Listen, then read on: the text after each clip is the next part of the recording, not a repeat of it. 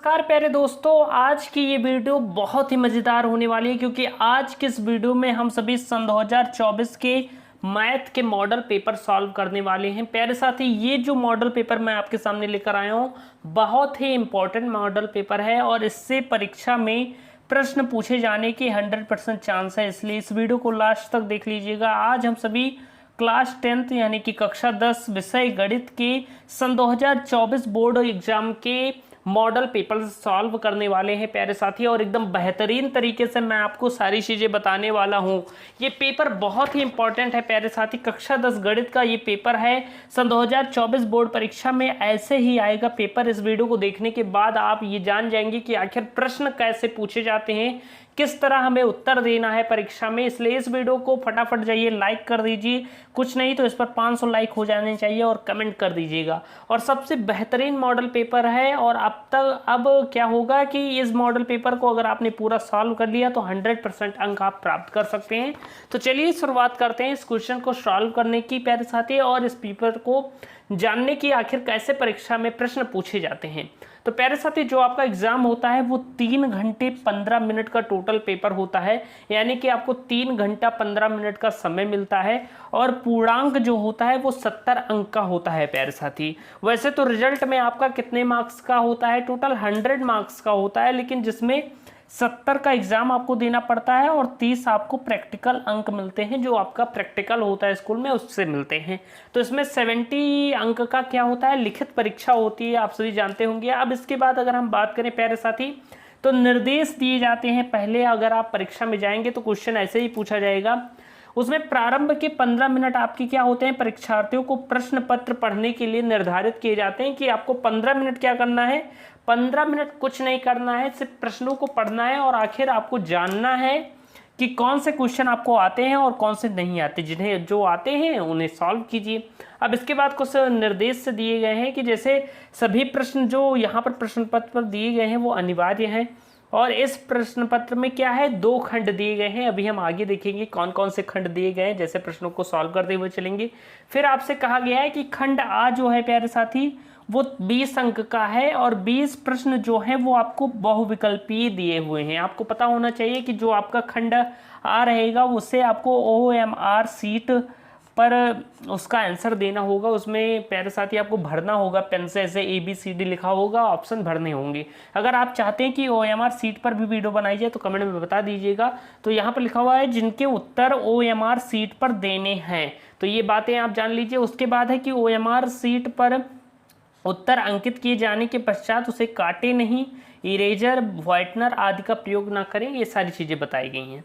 अब इसके बाद प्यारे साथी, जो आपका दूसरा खंड बा है, पहला तो 20 क्वेश्चन आपका ऑब्जेक्टिव रहेगा, उससे आपको सिर्फ OMR सीट पर भर देना है। उसके बाद 50 अंक का पेपर होगा जो वर्णनात्मक प्रश्न होगा, यानी कि प्यारे साथी वर्णनात्मक कहने का, इसे आपको सॉल्व करना होगा पेन और पेपर की मदद से। जो आपका उत्तर पुस्तिका मिलेगी उस पर आपको सॉल्व करना होगा। और इस खंड में कुल कितने प्रश्न होंगे, 5 प्रश्न होंगे। उन 5 प्रश्नों के अंतर्गत कई प्रश्न भी होंगे, और प्रत्येक प्रश्न के प्रारंभ में स्पष्टता लिख दिया गया है कि उसके कितने खंड हैं, ये सारी चीज़ें बताई गई हैं। और जो प्रश्न है प्यारे साथी उसके सम्मुख अंक अंकित होते हैं, वो आप देख सकते हैं कि आखिर ये कौन सा प्रश्न किस अंक का है, कितने अंक का है। तो ये सारी चीज़ें हो गई आपका निर्देश जो आपको पढ़ने रहते हैं 15 मिनट में पहले, और फिर प्रश्नों को सॉल्व करना होता है। अब इसके बाद बारी आती है प्यारे साथी हमारे खंड आ की।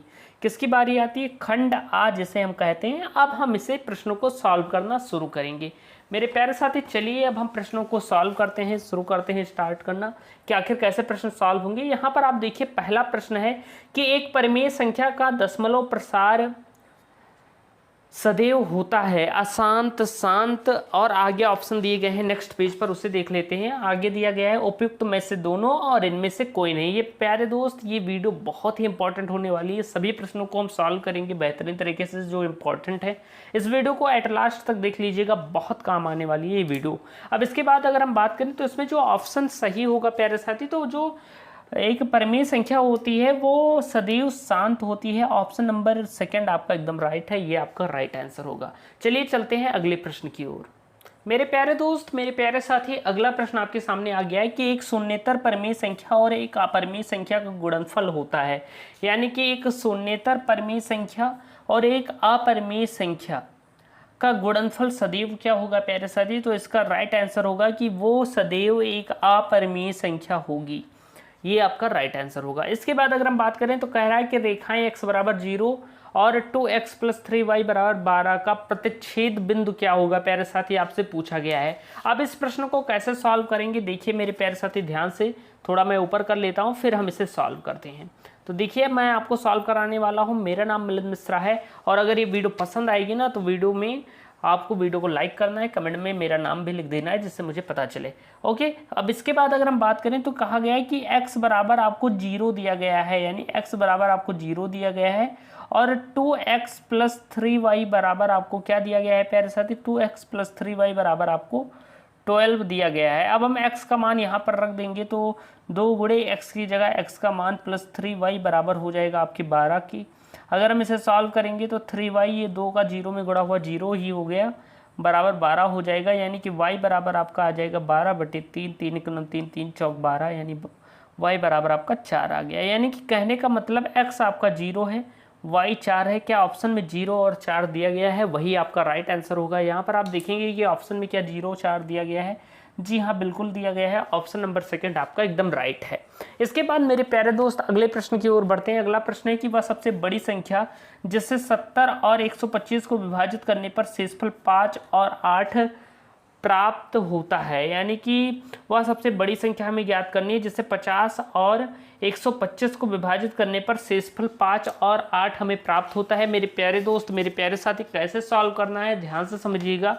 हमें क्या करना है, इसमें कह रहा है कि शेषफल 5 और 8 विभाजित हो रहा है क्रमशः, तो हमें क्या करना है कि 70 में से 5 को घटा देना है तो आएगा 65 और 125 में से 8 को घटा देना है तो आएगा हमारा कितना? 117। अब इसमें देखिए कौन सी संख्या इन दोनों को काट रही है, तो इन दोनों को प्यारे साथी 13 से कट जाएगा। 13 × 5 = 65, 13 9 117 होता है, यानी कि ये दोनों संख्याएं 13 से कट रही हैं, यानी इसका राइट आंसर 13 होगा, यानी कि ऑप्शन नंबर फर्स्ट आपका एकदम राइट होगा क्वेश्चन नंबर 4 का। इसके बाद मेरे प्यारे साथी अगले प्रश्न की ओर बढ़ते हैं। तो अगला प्रश्न आपके सामने कुछ ऐसा दिया गया है, आखिर कैसे सॉल्व करेंगे एकदम ध्यान से समझिएगा। यहाँ पर प्रश्न आपके सामने दिया गया है कि समीकरण 2x + ay बराबर 1 तथा 3x - 5y बराबर 7 का कोई हल होगा यदि a का मान होगा, यानी कि कोई हल नहीं होगा यदि a का मान, यानी हमें इसमें पता करना है कि इसका a का मान क्या आएगा प्यारे साथी। तो चलिए इसे सॉल्व करते हैं। तो प्यारे दोस्त इसे हम कैसे सॉल्व करेंगे देखिए जरा सा। आपको पता होगा कि अगर हम यहाँ पर बात करें तो दो समीकरण दिए गए हैं। एक दिया है 2x + ay = 1, ये आपका पहला इक्वेशन है, और अगर हम दूसरे इक्वेशन की बात करें मेरे प्यारे साथी तो वो दिया गया है 3x - 5y बराबर 7। ये दो इक्वेशन दिए गए हैं। अगर हम a1 की बात करें तो a1 हमारा यहाँ पर 2 है, a2 की बात करें तो 3 है, b1 हमारा प्यारे साथी a है, b2 हमारा -5 है, c1 हमारा 1 है और c2 हमारा 7 है। ये सारे मान हमने पता कर दिए हैं। आपको पता होगा हम यहाँ पर कंपेयर कर लेते हैं, यानी कि क्योंकि कहा गया है कि इसके कोई भी हल नहीं है, और कोई भी हल कब नहीं होता प्यारे साथी? जब a1/a2 बराबर होता है b1/b2 बराबर नहीं होता c1/c2 के, तो उस समीकरण के कोई हल नहीं होती। तो यहाँ पर अगर हम मान रख दें तो a1 a2 की जगह हम a1 a2 का मान रख दिए, b1 की जगह a, b2 की जगह -5, क्रॉस मल्टीप्लाई करा दीजिए, c1 में जाना ही नहीं है, तो ये हो जाएगा 5 × 2 = 10 और 3a बराबर -10 हो जाएगा। a का मान निकालोगे तो आएगा -10/3 और यही आपका आंसर होगा। a का मान हमारा -10/3 आया है, ऑप्शन नंबर थर्ड आपका एकदम राइट है। इसके बाद मेरे प्यारे दोस्त अगले प्रश्न की ओर बढ़ेंगे। अगला प्रश्न हमारे सामने कि द्विघात समीकरण 2x² - 4x + 3 बराबर 0 के बारे में निम्न कथनों पर विचार कीजिए। तो इसमें हमें निम्न कथनों पर विचार करने हैं प्यारे साथी। तो इसमें आपको दिया गया है कि दिए गए समीकरण का विविधकर 0 से कम है, समीकरण के कोई मूल नहीं है, समीकरण का विविधकर 0 है, समीकरण के मूल वास्तविक है। तो इसमें अगर राइट आंसर की बात करें प्यारे साथी तो कहा गया है कि द्विघात समीकरण 2x² - 4x + 3 बराबर 0 के बारे में निम्न कथनों पर हमें विचार देना है। और अगर हम बात करें तो दिए गए समीकरण का विविक्तर शून्य से कम होगा, ये भी आपका राइट है, और ये भी आपका राइट है कि समीकरण के कोई मूल नहीं होंगे। ये जब बी स्क्वायर माइनस 4ac शून्य से कम होता है, जब बी स्क्वायर माइनस 4ac का मान शून्य से कम होता है, शून्य से कम होता है, तो वो शून्य से कम होता है प्यारे साथी, तो विविक्तर शून्य से कम होता है तो क्या होता है कि उसके कोई हल नहीं होती और उसका मूल वास्तविक नहीं होता, यानी कि आपका राइट आंसर ए और बी दोनों होगा। आप चलते हैं ऑप्शन देख लेते हैं। अब यहाँ पर हम ऑप्शन की बात करें मेरे प्यारे दोस्त, तो ऑप्शन इसका ए और बी दोनों सही होगा, यानी कि पहला वाला आपका एकदम सही है, पहला ऑप्शन आपका एकदम राइट है। अगले प्रश्न की ओर बढ़ें। अगला प्रश्न आपके सामने कुछ ऐसा दिया गया है कि ए ओ बी सी का एक आयत है जिसके 3 शीर्ष हैं, ए 0,3, ओ 0,3 और बी 5,0। इसका विकर्ण हमें ज्ञात करना है मेरे प्यारे साथी। अभी मैंने ये चैप्टर आपको पढ़ाया नहीं है तो अभी मैं इसे सॉल्व करना नहीं बताने वाला, लेकिन अगर आपको सॉल्व करना इसे सीखना है तो कमेंट में एक बार कमेंट बॉक्स में ज़रूर बताइएगा, क्योंकि भी इसका पार्ट वाइज वीडियो आएगा। पूरा प्रश्न पत्र सॉल्व कराने में तो लगभग कुछ नहीं तो 3 घंटे का समय तो लगेगा, 2 से ढाई घंटे का समय तो बिल्कुल लगेगा, क्योंकि आपका पेपर ही 3 घंटे 15 मिनट का होता है, तो कुछ नहीं तो 2-2.5 घंटे का समय तो लगेगा ही। यानी ऑप्शन नंबर 3 एकदम राइट है कि तो जो सिलेबस में मैंने अभी पढ़ाया नहीं है आपको, तो वो क्वेश्चन मैं अभी ये कर रहा हूँ, लेकिन बाद में मैं इसे सॉल्व जरूर कराऊंगा।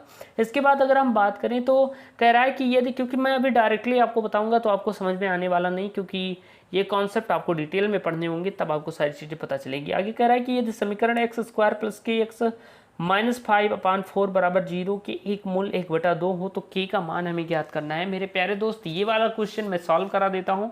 यहाँ पर एक मूल आपको 1/2 रखा दिया गया है, तो हमें x की जगह ये मान रख देना है, यानी कि जहाँ जहाँ x है, जैसे ये समीकरण था एक्स स्क्वायर प्लस के एक्स माइनस 5/4 बराबर 0। अब हम क्या करेंगे, x की जगह उसका मान 1/2 रख देंगे प्यारे साथी। तो 1/2 का स्क्वायर हो गया प्लस के इंटू 1/2 माइनस 5/4 बराबर 0। इसे सॉल्व करिएगा तो वर्क करेंगे तो 1/4 हो जाएगा, ये हो जाएगा k/2, और इधर ये उधर चला जाएगा तो प्लस में हो जाएगा 5/4 प्यारे साथी। हम सॉल्व करेंगे तो 4 2 का एलसीएम 4 ही होता है, 1 प्लस 2 दूना 4 2k हो जाएगा बराबर 5/4 आप इसे सॉल्व करिएगा तो ये 4 उधर जाएगा, गुणा में हो जाएगा, यानी 2k + 1 = हो जाएगा 5k।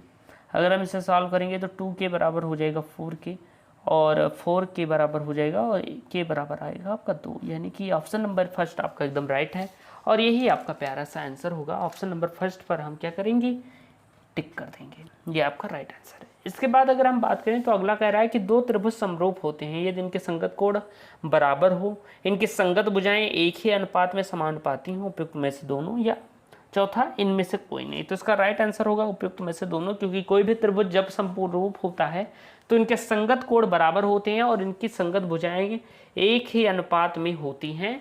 कोई भी त्रिभुज समरूप तब होता है। इसके बाद अगर हम बात करें तो 10वां नंबर प्रश्न आपके सामने दिया गया है। इसके राइट आंसर की बात करें प्यारे साथी तो आगे मैं इसे सॉल्व कराऊंगा। इसका राइट आंसर आपका 2.5 सेंटीमीटर है। अब चलिए इसके बाद अगले प्रश्न की ओर बढ़ते हैं। अगला प्रश्न है कि एक समचतुर्भुज के विकर्णों की लंबाइयाँ 16 सेंटीमीटर और 12 सेंटीमीटर है, तो इस समचतुर्भुज की भुजा की ऊंचाई की लंबाई क्या होगी प्यारे साथी। तो चलिए चलते हैं अगले प्रश्न की ओर। अगले पेज पर वहाँ पर देखते हैं कि आखिर इसके ऑप्शन कौन से हैं। प्यारे दोस्तों, इसके ऑप्शन की बात करें तो इसका राइट आंसर आपका होगा 10 सेंटीमीटर। आगे मैं इन सभी प्रश्नों को सॉल्व कराने वाला हूं। अभी मैं आपको सिर्फ आंसर बता रहा हूं, नहीं तो वैसे तो वीडियो बहुत लंबी हो जाएगी। आपको ऑप्शनल के कुछ आंसर बता देता हूं, क्योंकि ऑप्शनल आपको एक बार सॉल्व भी कराया जा चुका है और आज फोकस है मेन कि आपको कुछ लघुत्तरीय, लघुत्तरीय और दीर्घोत्तरीय प्रश्न हम सॉल्व करा दें इस पेपर की। अब इसके बाद अगर हम बात करें तो कह रहा है कि दो रूप त्रिभुजों की भुजाएं 4:9 के अनुपात में है, तो इन त्रिभुजों की क्षेत्रफल का अनुपात क्या होगा। प्यारे दोस्त, आपसे कहा गया है कि दो समरूप त्रिभुज हैं जिनकी भुजाओं का अनुपात 4:9 के अनुपात में है, तो इन त्रिभुजों के क्षेत्रफलों का अनुपात हमें ज्ञात करना है। अगर हम बात करें तो इसका राइट आंसर होगा 16:81। आगे मैं इसे सॉल्व कराऊंगा। इसके बाद अगर हम बात करें, अगला प्रश्न है कि 4 tan θ = 3 है, तो इसका मान हमें ज्ञात करना है मेरे प्यारे साथी। तो अगर इसके राइट आंसर की बात करें तो 1/2 इसका राइट आंसर होगा। कभी भी ऐसा प्रश्न दिया जाए कि sin 75 और बटे में cos 15 है, या इस तरह का प्रश्न दिया जाए तो उसका राइट आंसर आपका होगा 1। इसका राइट आंसर आपका 1 ही होगा। ये आपको ध्यान रख देना है, सॉल्व करने की भी ज़रूरत नहीं पड़ेगी।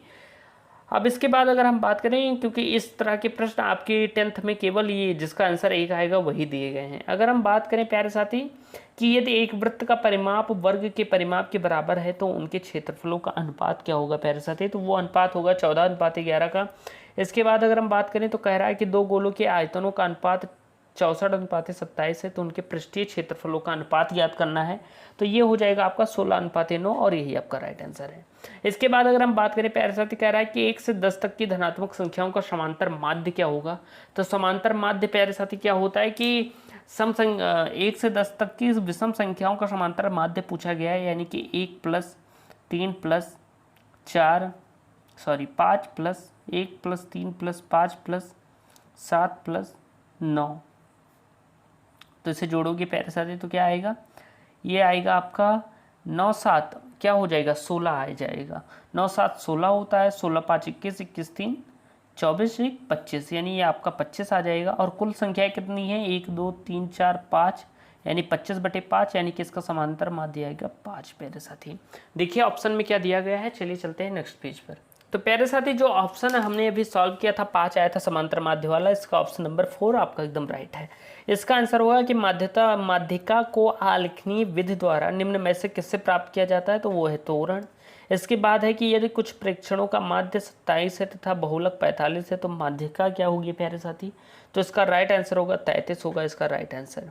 इसके बाद अगर हम बात करें अगले प्रश्न की, तो अगले प्रश्न की बात करते हैं। यहाँ पर प्रश्न दिया गया है कि वर्गीकृत आंकड़ों से अधिक प्रकार और से कम प्रकार की संचयी बारंबारता वक्रों की प्रतिच्छेद बिंदु की भुज से आंकड़ों का प्राप्त होना है, इसका राइट आंसर होगा प्यारे साथी माध्यक। तो देखिए यहाँ पर आपके 20 ऑब्जेक्टिव क्वेश्चन सॉल्व हो जाते हैं। अगर आप ऐसे सॉल्व करेंगे तो आपका 20 अंक एकदम कंफर्म हो जाएगा अगर आप यही ऑप्शन क्लिक करते हैं। इसके बाद अब हम बारी है हमारी खंडबा की। खंडबा को पढ़ना शुरू करेंगे, आखिर कौन कौन से प्रश्न हैं। तो इसके पहले प्रश्न को सॉल्व करते हैं। ये दोनों प्रश्न वैसे ही हैं, बहुत आसान है, आप सॉल्व कर लेंगे। इसके बाद हम बात करते हैं ये तीसरे प्रश्न की, इसे सॉल्व करेंगे जो थोड़ा विद्यार्थियों को कठिन लगता है। तो चलिए अब हम इसे सॉल्व करेंगे कॉपी पेन की मदद से एकदम पेज में। तो चलिए अब हम इसे सॉल्व करते हैं मेरे प्यारे दोस्त। तो यहाँ पर अगर हम बात करें इस प्रश्न को अब हम सॉल्व करेंगे बेहतरीन तरीके से। तो देखिए कैसे सॉल्व करना है इस प्रश्न को। प्रश्न कह रहा है कि एक शंक्वाकार बर्तन है जिसका आंतरिक व्यास 10 सेंटीमीटर है और ऊंचाई 24 सेंटीमीटर है।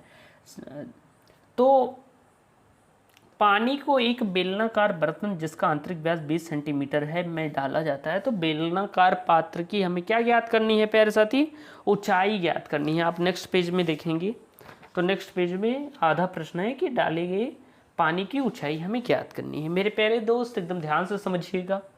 तो यहाँ पर अगर हम इस प्रश्न की बात करें मेरे प्यारे दोस्त, तो कह रहा है कि एक शंक्वाकार बर्तन है जिसका आंतरिक व्यास क्या है 10 सेंटीमीटर है। अगर हम शंक्वाकार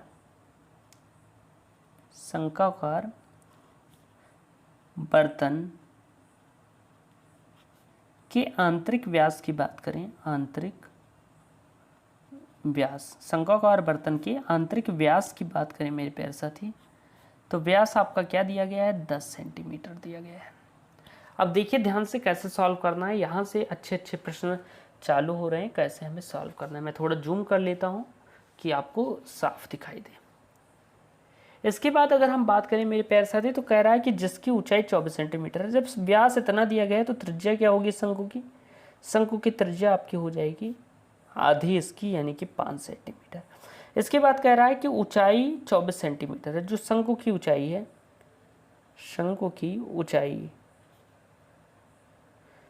की ऊंचाई जो है प्यारे साथी वो आपको दी गई है 24 सेंटीमीटर। अब इसके बाद हमें क्या करना है प्यारे साथी, हम क्या करेंगे कि शंकु का आयतन ज्ञात कर लेंगे यहाँ से। तो शंकु का आयतन बराबर होता है, आपको पता होना चाहिए कि शंकु का आयतन बराबर होता है प्यारे साथी 1/3 पाई आर स्क्वायर एच। क्या होता है 1/3 पाई आर स्क्वायर एच। अब हम इसे सॉल्व करेंगे प्यारे साथी, तो ध्यान से समझिएगा। शंकु का आयतन 1/3 रहने दीजिए, पाई का मान ऐसे ही रहने दीजिए, आगे सॉल्व होगा। आर का बात करें तो आर आपका 5 आया, 5 का स्क्वायर यानी 5 × 5 इंटू एच। एच की बात करें तो आपका 24 है। इसे सॉल्व करिएगा तो 3 8 24 होता है, 8 पंचे 40, पंचे 200, यानी कि 200 पाई आपका आयतन आ गया है। 200 पाई सेंटीमीटर क्यूब हम कह सकते हैं कि शंकु का आयतन है। क्या है? शंकु का आयतन प्यारे साथी दिया गया है। तो यहाँ पर हमें पता चल गया, ये आ मैंने लिखा है, इसका मतलब है आयतन। यहाँ तक हमने शंकु का आयतन ज्ञात कर लिया। अब इसके बाद हम प्रश्न में देखेंगे। प्रश्न कह रहा है कि पानी को एक बेलनाकार बर्तन में डाला जाता है जिसका आंतरिक व्यास क्या है? 20 सेंटीमीटर। एक बेलनाकार बर्तन में डाला जाता है पानी को। पहले ये शंक्वाकार बर्तन में था, बाद में से बेलनाकार बर्तन में डाला गया जिसका व्यास क्या है? 20 सेंटीमीटर है। यानी हम कह सकते हैं कि बेलन का व्यास या बेलनाकार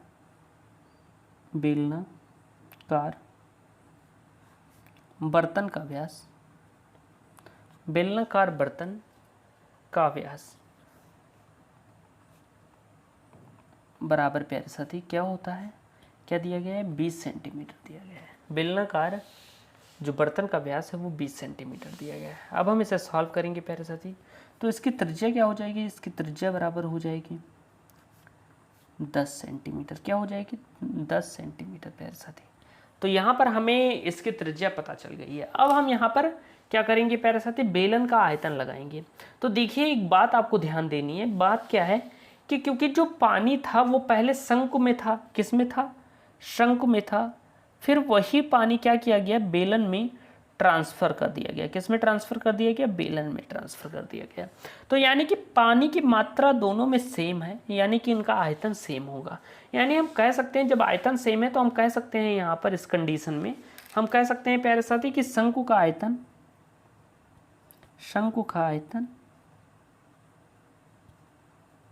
बराबर है बेलन के आयतन के। किसके आयतन के बराबर है प्यारे साथी? बेलन के आयतन के बराबर है।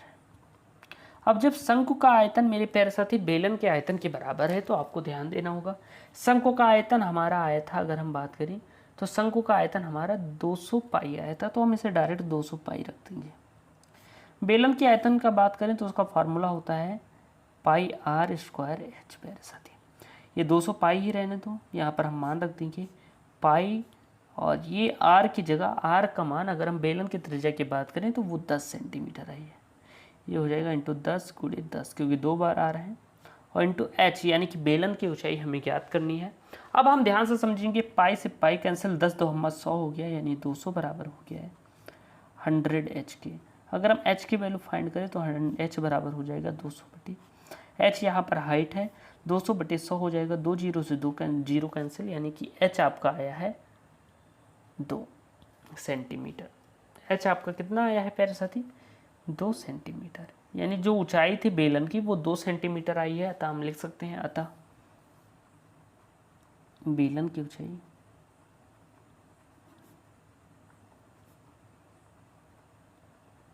बराबर 2 सेंटीमीटर, और यही आपका प्यारा सा आंसर है। देखिए प्यारे साथी कितने आसान तरीके से हमने ये वाला प्रश्न सॉल्व किया। आप इतना सॉल्व कर लेंगे तो आपका 2 अंक पक्का हो जाएगा। देखिए 2 अंक प्राप्त करने के लिए हमें कितनी मेहनत करनी पड़ती है, कितना अच्छा प्रश्न सॉल्व करना होता है। 2 अंक आपका कंफर्म हो गया। ये अति लघुत्तरीय प्रश्न था, आप देखेंगे तो ये कितने अंक का प्रश्न था, यहाँ पर आप देखेंगे प्यारे साथी तो ये 2 अंक का प्रश्न था, और यहाँ पर ये कंफर्म हो रहा है, ये भी 2 अंक का प्रश्न है। अब चलिए चलते हैं अगले प्रश्न की ओर प्यारे साथी। प्यारे दोस्त, अगले प्रश्न की बात करोगे तो अगला प्रश्न आपका है कि निम्न आंकड़ों का समांतर माध्य में ज्ञात करना है। क्योंकि अभी हमने ये पढ़ा नहीं है और इसके लिए एक लंबी वीडियो चाहिए। अगर आप चाहते हैं कि ये फुल जितने क्वेश्चन दिए गए हैं सबका मैं सॉल्यूशन कराऊँ एकदम टाइम देकर, लगभग कुछ नहीं तो 3 से 4 घंटे की वीडियो बनाकर आपको मैं पूरा क्वेश्चन सॉल्व कराऊँ, एक एक प्रश्न, चाहे वो ऑब्जेक्टिव हो या अति लघुत्तरीय हो या लघुत्तरीय हो या दीर्घोत्तरीय हो, तो आपको कमेंट करना है, मैं ज़रूर आपके लिए वो वीडियो बना दूंगा। इसके बाद अगर हम बात करें तो अगला प्रश्न आपका है ये रेखाखंड यानी कि निर्देशांक ज्यामिति से दिया गया है, इसे भी हम आगे सॉल्व करेंगे। 2 अंक का प्रश्न है अति लघुत्तरीय। एक क्वेश्चन मैंने सॉल्व करा दिया है, कैसे सॉल्व करना है। ऐसे अगर आप इसे सॉल्व करना जानते हैं तो सॉल्व करने का प्रयास कीजिए। इसके बाद अगला प्रश्न भी आपका निर्देशांक से ही दिया गया है, निर्देशांक ज्यामिति से 2 अंक का प्रश्न है, तो अति लघुत्तरीय प्रश्न यहाँ तक काफ़ी है। अब इसके बाद अगर हम बात करें तो अगला प्रश्न है, इस चैप्टर को मैंने पूरा पढ़ाया है कि ग्राफ द्वारा जांच कीजिए कि रैखिक समीकरण युग्म 2x + y - 6 और 4x - 2y -4 बराबर 0 संगत है? यदि ऐसा है तो ग्राफीय विधि द्वारा हमें हल करना है। तो बहुत ही बेहतरीन तरीके से समझाया है, आप वो वीडियो देख लीजिएगा जिसमें मैंने इसे सॉल्व कराया है 2 चरों वाले रैखिक समीकरण युग में, एकदम ग्राफीय विधि एकदम बेहतरीन तरीके से आपको समझाया है। आप जाएंगे चैनल पर, चैनल को सब्सक्राइब करिएगा और प्लेलिस्ट में जब आप जाएंगे तो वहाँ पर वो प्रश्न आपको मिल जाएगा और उसे आपको सॉल्व कर लेना है प्यारे साथी। तो ये प्रश्न सॉल्व करने के बाद आपका अंक एकदम कन्फर्म हो जाएगा। और इसके बाद अगर हम बात करें तो अगला प्रश्न आपके सामने दिया गया है प्यारे दोस्त, मेरे प्यारे साथी। अगला प्रश्न है कि दो संख्याओं के वर्गों का अंतर 180 है, दोनों संख्याओं का वर्ग बड़ी संख्या का 8 गुना है, तो दोनों संख्याएं हमें ज्ञात करनी है। मेरे प्यारे दोस्त अब हम इस प्रश्न को सॉल्व करेंगे, चलिए हम इसे सॉल्व करते हैं। तो प्यारे दोस्त कैसे सॉल्व करना है, मैं पेज ले लेता हूं तब हम इसे सॉल्व करते हैं। अगर हम यहाँ पर प्रश्न की बात करें कि आखिर हम इसे कैसे सॉल्व करेंगे, तो देखिए कहा गया है कि दो संख्याओं के वर्गों का अंतर 180 है। हम पहले मान लेते हैं माना संख्या बराबर, माना आपको बोर्ड एग्जाम में ऐसे सॉल्व करना है, माना पहली संख्या बराबर x। अगर हम दूसरी संख्या की बात करें तो दूसरी संख्या हमारी प्यारे साथी क्या है, y है। कह रहा है कि छोटी संख्या का वर्ग बड़ी संख्या का 8 गुना है। जो छोटी संख्या है, हम छोटी संख्या मान लेते हैं y को, ये क्या है, छोटी है या स्मॉल कह सकते हैं, एकदम ध्यान से समझिएगा। और ये आपकी बड़ी संख्या है, इसे हम बिग कह सकते हैं। तो कह रहा है कि छोटी संख्या का वर्ग बड़ी संख्या का 8 गुना है। तो प्रथम शर्त कह रही है, हम लिखेंगे प्रथम शर्तानुसार। प्यारे दोस्त पहली शर्त आपकी कह रही है कि जो छोटी संख्या का वर्ग है वो बड़ी संख्या का 8 गुना है। जो छोटी संख्या का वर्ग है, यानी कि छोटी संख्या का वर्ग करोगी वो बड़ी संख्या का क्या है, 8 गुना है, 8x है। और इसे हमने इक्वेशन नंबर फर्स्ट मान लिया। अब द्वितीय शर्त कह रही है, हम लिखेंगे द्वितीय शर्तानुसार प्यारे साथी, द्वितीय शर्तानुसार। तो द्वितीय शर्त की बात करें, वो कह रहा है कि दो संख्याओं के वर्गों का अंतर 180 है। जो दोनों संख्याएं उनके वर्गों का अंतर यानी x² - y² बराबर है 180 प्यारे साथी, क्या है, 180 के बराबर है। अब यहाँ पर हम क्या करेंगे, ये हमारा दूसरा इक्वेशन था। अब यहीं पर हम इसका मान रख देंगे, y² का मान 8x रख देंगे। तो हम लिखेंगे y² बराबर 8x रखने पर, तो यहाँ पर प्यारे साथी हम y² का मान 8x रख देंगे। जो y² है x² माइनस y² की जगह हम 8x रख देंगे, बराबर 180 हो जाएगा। पक्षांतर करिएगा तो x² माइनस 8x माइनस 180 बराबर हो जाएगा 0 के प्यारे साथी। तो ये हमारा इक्वेशन बन गया है। अब हमें इसी का गुणनखंड करना है और हमें आंसर पता चल जाएगा। कह रहा है गुणा करने पर 180 चाहिए और जोड़ने या घटाने पर 8 चाहिए, यानी 18 और 10 का बचेगा। 18 दो में 180, 18 में से 10 जाएंगे तो 8 बचेगा, यानी x² minus 18 minus 10 x minus 118 equal to 0। Solve करिएगा तो x² minus 18x plus 10x minus 180 equal to 0। दो जोड़ा हम बना लेंगे प्यारे साथी। यहाँ से हम x कॉमन लेंगे तो हो जाएगा x माइनस 18, यहाँ से हम 10 कॉमन लेंगे तो हो जाएगा x माइनस 16 इक्वल टू 0 हो जाएगा प्यारे दोस्त।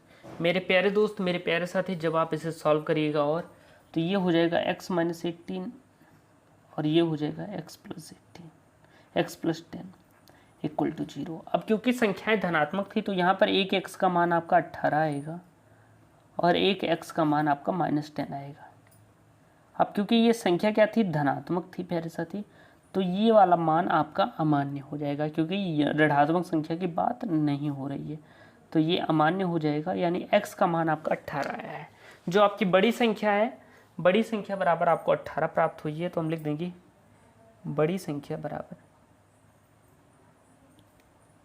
आपको क्या प्राप्त हुई है प्यारे साथी, बड़ी संख्या आपको प्राप्त हुई है 18, जो कि x का मान था। अब इसके बाद अगर हम बात करें छोटी संख्या की प्यारे साथी, तो छोटी संख्या का मान हमें याद करने के लिए क्या होगा कि हमें छोटी संख्या, क्योंकि हमारी y थी और y² बराबर है 8x के, आप देखेंगे y² बराबर है किसके, 8x के प्यारे साथी। तो हम यही समीकरण में रख देंगे, क्या था, y² बराबर 8x। यहाँ पर हम x का मान रख देंगे तो y² बराबर हो जाएगा 8 इंटू एक्स की जगह एक्स का मान 18। तो प्यारे साथी आप इसे सॉल्व करेंगे तो वाई स्क्वायर बराबर हो जाएगा आपका 18 को 8 से गुणा करेंगे तो 144 आएगा, यानी वाई स्क्वायर बराबर 144 हो गया। वाई का मान ज्ञात करोगे तो अंडर रूट 144 आएगा। आप इसे सॉल्व करिएगा तो क्या आएगा प्यारे साथी, ध्यान से समझिएगा, तो 12 आएगा, क्योंकि 12 का वर्गमूल होता है 144, यानी वाई बराबर आपका 12 आ गया। तो जो बड़ी संख्या आपकी थी वो 18 थी, जो छोटी संख्या थी वो 12 थी, और यही आपका प्यारा सा आंसर है। देखिए कितने आसान तरीके से हमने ये वाला प्रश्न सॉल्व किया है। आई होप आपको बेहतरीन तरीके से समझ में आया होगा। अगर वीडियो पसंद आ रही हो तो वीडियो को अभी भी लाइक कर दीजिए और चैनल को सब्सक्राइब कर दीजिए। इसके बाद अगर हम बात करें तो ये इतना करने के बाद आपको 4 अंक एकदम कन्फर्म हो जाता है। इसके बाद अगर हम बात करें प्यारे साथी तो ये भी प्रश्न एक दिया गया है, बहुत ही बेहतरीन सा प्रश्न है। आप इसे प्रयास कीजिएगा सॉल्व करने के लिए। आई होप आप बेहतरीन तरीके से समझेंगे। अगर मैं बता दूं इसे सॉल्व करना, तो चलिए मैं बता ही देता हूं। बहुत ही आसान सा प्रश्न है। अगर हम इसे सॉल्व करना चाहें, कह रहा है कि ज्ञात कीजिए रैखिक समीकरण युग्म इतने का संगत है या असंगत, और 4 अंक के प्रश्न में दे दिया गया है। बताओ इतना आसान प्रश्न आपको 4 अंक में मिल गया है, तो फ्री में नंबर पाने से कौन कतराता है। चलिए फ्री में नंबर लेते हैं। बहुत ही आसान सा प्रश्न है प्यारे साथी। पहला आपका इक्वेशन दिया गया है 2x - 3y बराबर 8, और दूसरा दिया गया है 4x - 6y = 9। ये 2 इक्वेशन आपको दिए गए हैं मेरे प्यारे साथी, एकदम ध्यान से समझिएगा। अगर हम इस प्रश्नों की बात करें यहाँ पर, तो यहाँ पर प्रश्न दिए गए हैं कुछ ऐसे। अब हमें इसे सॉल्व करना है मेरे प्यारे दोस्तों, ध्यान से समझिएगा। यहाँ पर हम a1/a2 अगर हम बात करें तो a1 हमारा क्या है, यहाँ पर 2 है। a2 की बात करें तो वो हमारा क्या है, 4 है। ऐसे ही b1 की बात करें तो वो है -3, और b2 का बात करें तो वो है हमारा -6। ऐसे ही c1 की बात करें तो c1 हमारा 8 है। c2 की बात करें तो वो हमारा क्या है प्यारे साथी, 9 है। तो यहाँ पर हमने सबके मान रख दिए हैं। अब हम इसे सॉल्व करेंगे। तो पहले हम a1/a2 ज्ञात कर लेते हैं। तो a1/a2 क्या हो जाएगा, a1/a2 हो जाएगा 2/4, यानी इसे सॉल्व करोगे तो 1/2 आएगा। ऐसे ही b1/b2 की बात करें तो b1/b2 आपका आ जाएगा -3/-6, से सॉल्व करोगे तब भी 1/2 आएगा। c1/c2 आप ज्ञात करेंगे तो ये क्या आएगा, ये 8/9 आएगा, और इससे सॉल्व करोगे तो 8/9 ही आएगा। यानी कि कहने का मतलब है कि a1/a2 यहाँ पर क्या है, यहाँ पर a1/a2 और b1/b2 आपस में बराबर है। तो हम कह सकते हैं a1/a2 बराबर है b1/b2, लेकिन जो c2 है, c1/c2 है, वो नहीं बराबर है इसके। तो हम कह सकते हैं कि a1/a2 बराबर है b1/b2, बराबर नहीं है c1/c2 के। और इस कंडीशन में क्या होता है, रेखाएं समांतर होती हैं, अतः रेखाएं समांतर होंगी, अतः रेखाएं क्या होंगी प्यारे साथी, समांतर होंगी। और इसके बाद अगर हम बात करें मेरे प्यारे दोस्त, तो इसकी रेखाएं क्या होंगी, समांतर होंगी, और यह असंगत होगा, असंगत होगा, क्योंकि जब रेखाएं समांतर होती हैं तो ये असंगत होता है। तो ये क्या है, ये समीकरण असंगत है प्यारे साथी, और यही आपका प्यारा सा आंसर है। देखिए कितने आसान तरीके से हमने ये वाला प्रश्न भी सॉल्व किया है। आई होप आप बेहतरीन तरीके से समझे होंगे। एक बेहतरीन सा प्रश्न आपको मैंने सॉल्व करके दिया है। ये प्रश्न भी हम बाद में करेंगे बेहतरीन तरीके से। बारंबारता वाला प्रश्न है तो थोड़ा बनाना पड़ेगा। तो 2 प्रश्न इसमें भी मैंने सॉल्व करा दिए हैं। चलिए दीर्घउत्तरीय में भी एक प्रश्न हम सॉल्व कर लेते हैं। प्यारे दोस्त अगला प्रश्न आपके सामने दिया गया है, ये बारंबारता वाला 4 अंक का प्रश्न है। इसे आपको सॉल्व करना है, और बताइएगा सॉल्व ना होगा तो हम वीडियो के माध्यम से इसे सेपरेट कर तरीके से बताना होगा, क्योंकि मॉडल पेपर में सॉल्व करा रहा हूँ। और इसके लिए क्या होगा कि स्ट्रक्चर बनाना पड़ेगा, और वीडियो लॉन्ग होगी, क्योंकि सारी चीज़ें समझाना, क्योंकि पेपर में बहुत सारे प्रश्न होते हैं, और इसे सॉल्व करने के लिए कुछ नहीं तो मैं कह रहा हूँ, अगर मैं आपको अच्छे से बेसिक कॉन्सेप्ट से बताऊँगा तब भी कुछ नहीं तो 3 घंटे की वीडियो तो बनेगी ही प्यारे साथी। और अगर आप चाहते हैं ऐसी वीडियो तो कमेंट में ज़रूर बताइएगा। इसके बाद अगर हम बात करें अगला प्रश्न जो दीर्घउत्तरीय है, अब ये भैया बच्चों का बहुत डिमांड रहता है, सर दीर्घउत्तरीय वाला बताइए। दीर्घउत्तरीय प्रश्न की बारी है। तो दीर्घउत्तरीय प्रश्न हम इससे सॉल्व करेंगे बेहतरीन तरीके से, और अपना 6 अंक क्या करेंगे, पक्का करेंगे। तो यहाँ पर देखिए अथवा लग के आया है। पहला प्रश्न आपका कुछ ऐसा दिया गया है। दूसरा प्रश्न अथवा लग के लगा है कि 3 वर्ष पूर्व रहमान की आयु का व्युत्क्रम अब से 5 वर्ष पश्चात आयु के व्युत्क्रम के योग 1/3 है, तो उसकी वर्तमान आयु हमें ज्ञात करनी है प्यारे साथी।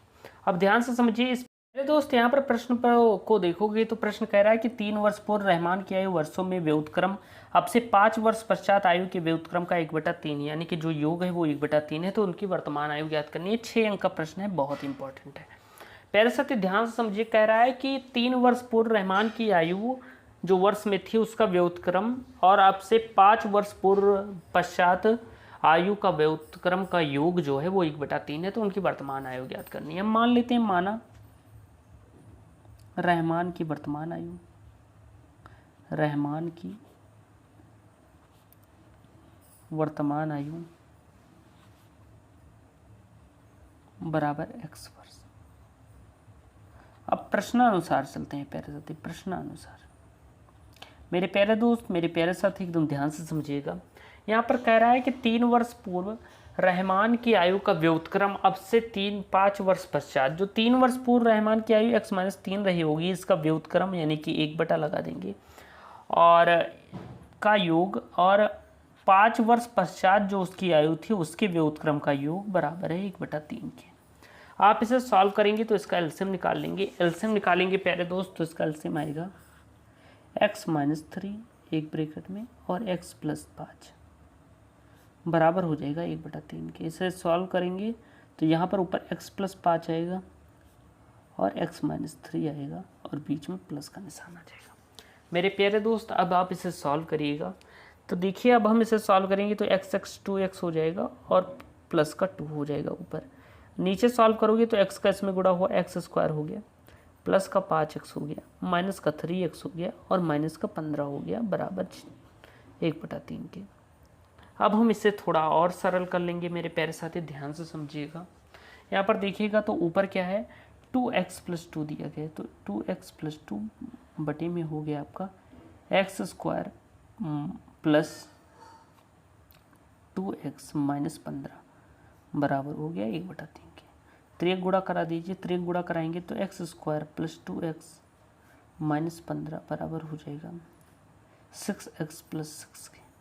ये 6 इधर आएगा तो माइनस का हो जाएगा और ये भी माइनस का हो जाएगा, यानी x² + 2x - 6x - 15 - 6 = 0। थोड़ा और सॉल्व कर लीजिए मेरे प्यारे दोस्त, तो थोड़ा हम इसे और सॉल्व करेंगे तो ध्यान से समझिएगा। तो ये तो हो गया x² - 6, ये हो जाएगा 4x और -21 बराबर हो गया 0 के। प्यारे दोस्त, कह रहा है कि गुणा करने पर 21 आए और जोड़ने या घटाने पर -4 आए।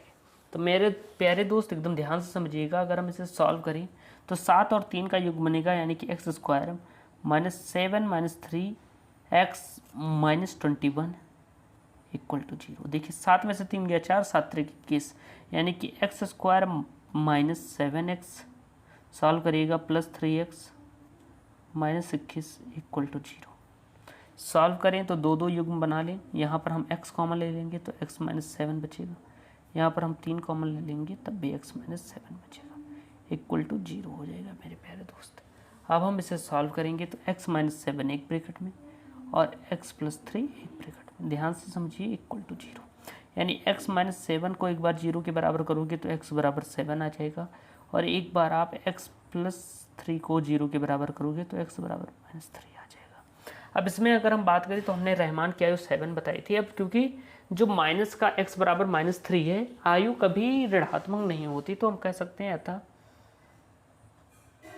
रहमान की आयु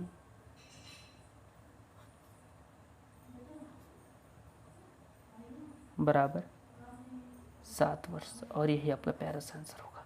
इतना सॉल्व करने के बाद मेरे प्यारे साथी आपका 6 अंक एकदम कंफर्म हो जाएगा, कोई रोक नहीं सकता ये अंक पाने से। अब इसके बाद अगर हम अगले प्रश्न की बात करें तो हमने दीर्घवृत्तीय का ये वाला प्रश्न सॉल्व किया।